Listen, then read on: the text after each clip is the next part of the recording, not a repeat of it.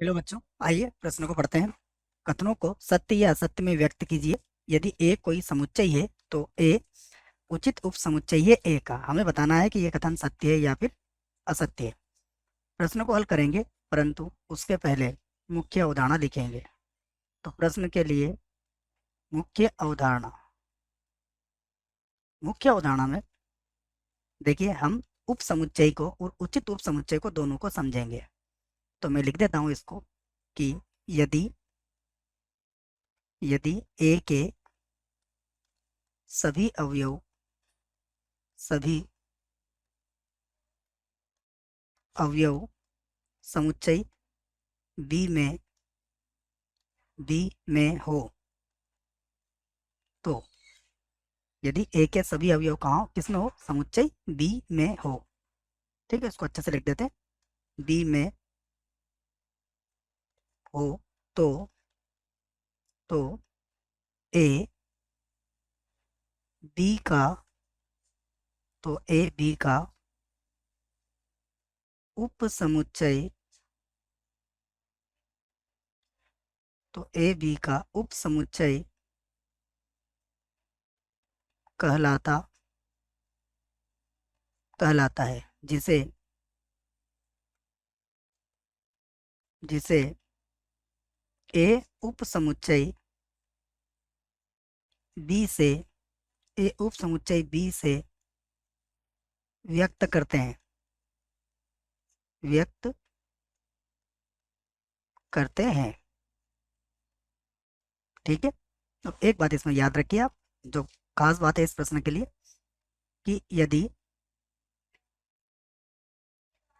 यदि ए बराबर नहीं हो बी, तब तब बी का उचित ए बी का उचित उपसमुच्चय उचित उपसमुच्चय कहलाता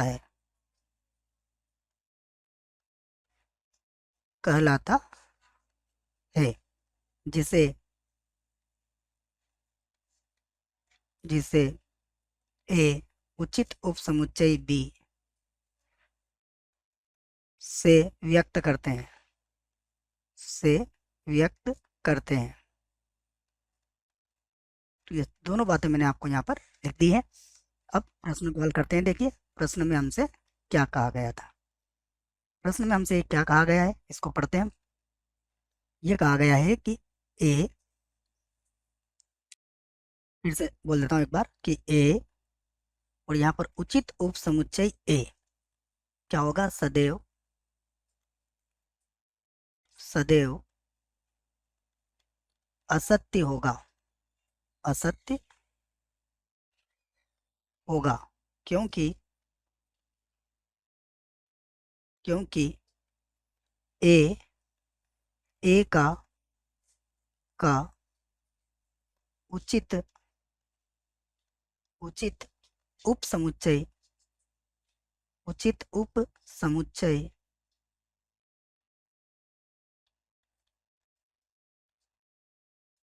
समुच्चय नहीं हो सकता। नहीं हो सकता।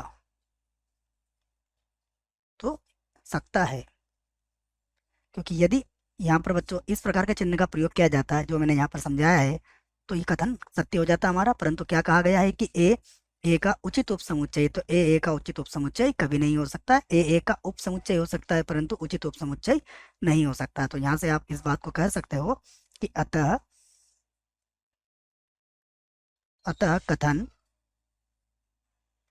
अतः कथन क्या है, असत्य है।